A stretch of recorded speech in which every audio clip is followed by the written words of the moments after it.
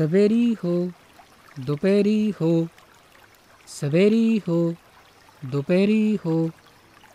मी gym कॉर्बेटच्या जंगलात गेलो होतो तेव्हाची ही गोष्ट आहे. भारतात उत्तराखंड या राज्यामध्ये हिमालयाच्या पायथ्याशी डोंगर रांगांमध्ये खूप छान असं जंगल आहे. या जंगलाचं वैशिष्ट्य म्हणजे इथे पानगळीचं जंगल आहेच, पण सदाहरित जंगल पण आहे.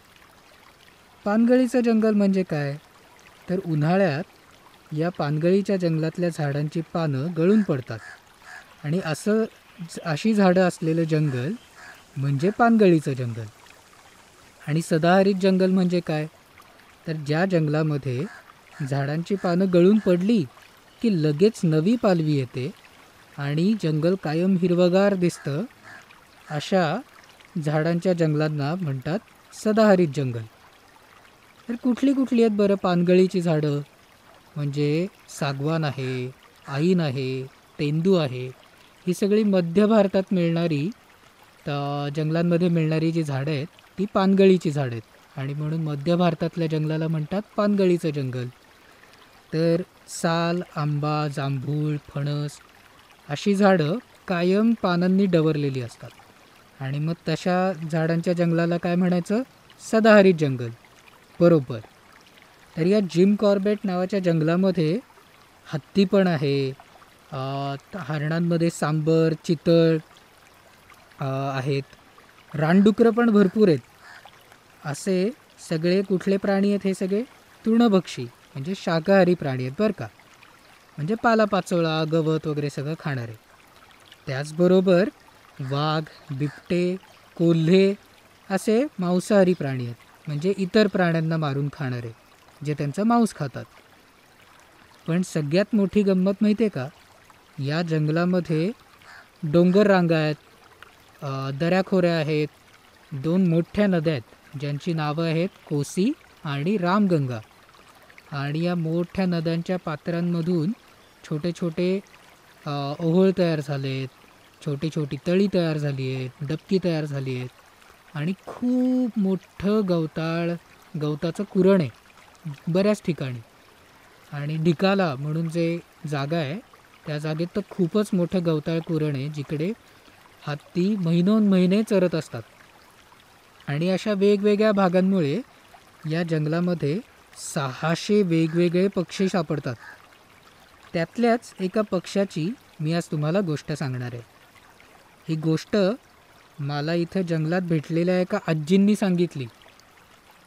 तर या गढवाल आणि कुमाऊच्या जंगलामध्ये आम्ही काही प्राण्यांचे फोटो काढायला, पक्ष्यांचे फोटो काढायला, मी तर पक्ष्यांचे आवाजसुद्धा रेकॉर्ड करायला गेलो होतो. तर आमच्या कॅम्पच्या बाजूला एक छोटंसं घर होतं. तिकडे एक अम्माजी राहत होत्या. त्या म्हाताऱ्या आजींना सगळेच अम्माजी म्हणत होते. आणि आता इथून बाकी सगळे निघून गेलेत, या गावात कोणीच नाही, नुसतं जंगल आजूबाजूला, समोर रामगंगा आणि या अंबाजींचं एक घर. या अंबाजींकडे 2 कुत्री, त्यांचं नाव मॉन्टू पॉन्टू, अशी ती कुमाऊ आणि गढवाली कुत्री, जी अशी त्यांना छान काळी कबरी कुत्री, त्यांची छान झुपकेदार शेपूट, म्हणजे लांबून बघितलं तर मोठी खारच आहे असं वाटावं अशी कुत्री होती ती. अशी 2 कुत्री आणि एक 12-15 गाई आणि वासरं आणि 2 बैल आणि अधूनमधून येऊन जाणारे त्यांचे रामू चाचा म्हणजे त्यांचा मुलगा. तर अम्माजींना हे जंगल आणि ही जागा आणि त्यांचं घर हे इतकं आवडतं की त्या शहरात किंवा गावात कुठेही जात नाही, त्या इथेच राहतात. तर आमच्या या कॅम्पच्या आजूबाजूला मी कायम पक्षी बघत होतो. एक 3-4 दिवस झाले होते आणि त्यांचे फोटो काढत होतो, आवाज रेकॉर्ड करत होतो. आणि असं सगळं करत असताना मला या गुराखी म्हणजे गाई गुरं चारणाऱ्या आजी सतत भेटत होत्या. तर अम्माजींना मी 4-5 दिवस भेटत होतो आणि रोज सकाळी आणि संध्याकाळी बरोबर ठरल्या वेळी त्या गाई गुरं घेऊन सकाळी बाहेर पडायच्या आणि संध्याकाळी बरोबर त्याच वेळी परत यायच्या. आता घड्याळानुसार काही ही वेळ एकदम तीच नव्हती. पण सकाळी साधारण उजाडल्यावरती मी जेव्हा चहा पिऊन इकडे तिकडे फिरत असे, तेव्हा अम्माजी मला ही गाईगुरं घेऊन रामगंगेच्या दिशेने जाताना दिसायच्या.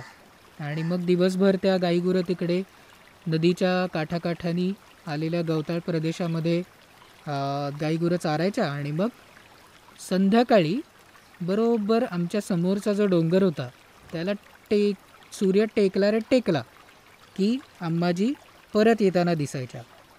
तर अशी माझी आणि त्यांची सकाळी आणि संध्याकाळी रोज गाठ पडत होती.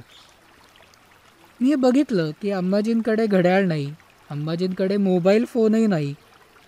आणि मग त्यांच्या कसं लक्षात येतं की किती वाजले आणि आता घरातून बाहेर पडायची वेळ झाली, किंवा जंगलात असो तर जंगलातून घरी जायची वेळ झाली. हा हिशोब अम्माजी लावतात तरी कसा, असं मला कोडं पडलं. आणि कशा बरोबर ठरल्या वेळी ये जा करतात याचा मी अंदाज घेत होतो, पण मला काही कळतच नव्हतं. मग काय झालं, दुसऱ्या दिवशी म्हणजे आता आमचा 6वा दिवस झाला होता. मी म्हणलं आता अम्माजींनाच विचारूयात, म्हणून मी अम्माजींना गाठलं. त्यांच्या मागे मागे मागे चालत रामगंगेपर्यंत गेलो. आणि त्या जेव्हा छान दगडावर टेकून बसल्या, त्यांची गाईगुरं आजूबाजूला गवत चरायला पांगली, तेव्हा मी त्यांना जाऊन हा प्रश्न विचारला, अम्माजी तुम्ही मोबाईल वापरता का? त्या म्हणल्या, ना बेटा, मोहे पास तो मोबाईल नाही आहे. म्हणलं, तुमच्याकडे घड्याळ पण नाही? हा बेटा, घडी का क्या काम. म्हणलं अरे. आणि अम्माजी तर सगळं हिंदीत बोलत होत्या. मी पण त्यांना हिंदीत प्रश्न विचारले होते, पण आता तुम्हाला समजावं म्हणून मी मराठीत सांगतो. तर पहिल्या प्रश्नाचं उत्तर की हो बाबा, माझ्याकडे तर मोबाईल नाही, आणि हो इथे जंगलात घड्याळाचं काय काम, माझ्याकडे घड्याळ पण नाही. मग मी म्हटलं, अम्माजी मी 4-5 दिवस तुम्हाला बघतोय, तुम्ही रोज ठरल्या वेळी गाईगुरं घेऊन चरायला जाता आणि बरोबर ठरल्या वेळी परत येता. मग हे घड्याळ आणि मोबाईलशिवाय तुम्हाला असं बरोबर वेळ ठरवणं कसं जमतं, किंवा तुम्हाला कशी समजते वेळ? अम्माजी बसल्याच दगडावरती छान पसरून, मागच्या दगडावरती छान पाठ टेकून बसल्या. त्यांच्या बाटलीतून त्यांनी थोडंसं पाणी प्यायलं आणि मला ही गोष्ट सांगितली. त्या म्हणल्या, आधी तर त्यांनी माझी परीक्षाच घेतली.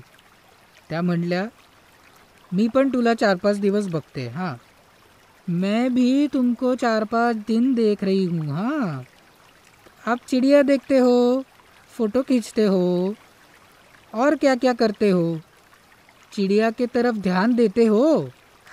मी पण तुला 4-5 दिवस बघते. हां, तू फोटो घेतोयस पक्ष्यांचे, पक्षी बघतोयस, पण त्यांच्याकडे लक्ष देतोयस का?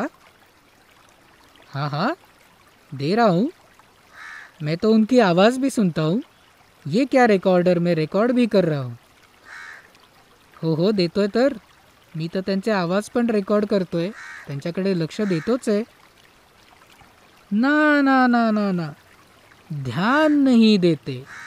नाही नाही नाही नाही नाही, तू हे सगळं करतोय पण तुझं लक्ष नाही आहे पक्ष्यांकडे.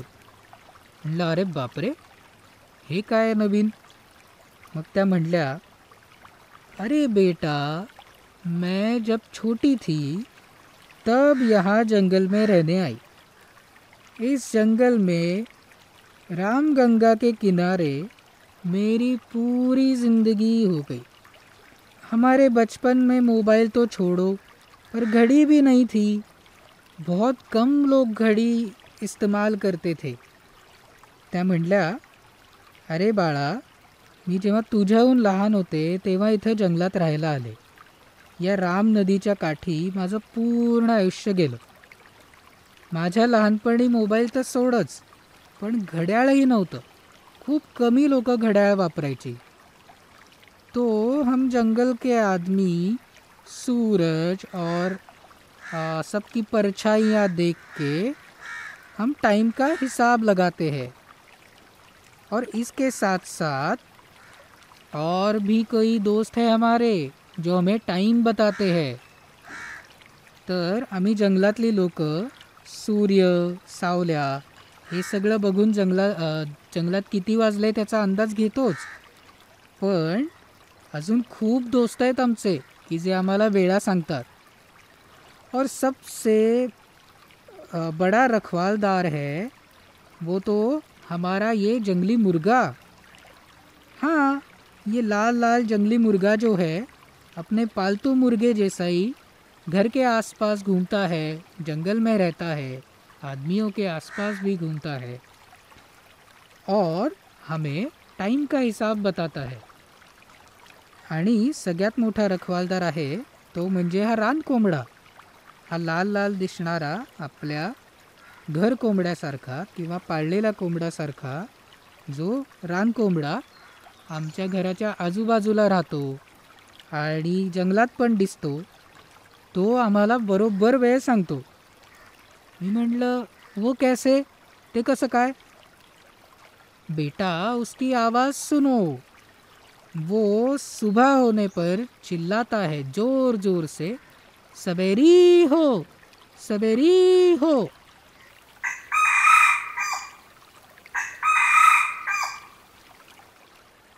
और जब दिन ढलने लगता है, दोपहरी कड़ी होके कम हो जाती है, शाम आने लगती है और दोपहरी तो ढल गई पर अब ये छुपने जाता है जंगल में अपने घर में, तब ये चिल्लाता है, दोपहरी हो, दोपहरी हो.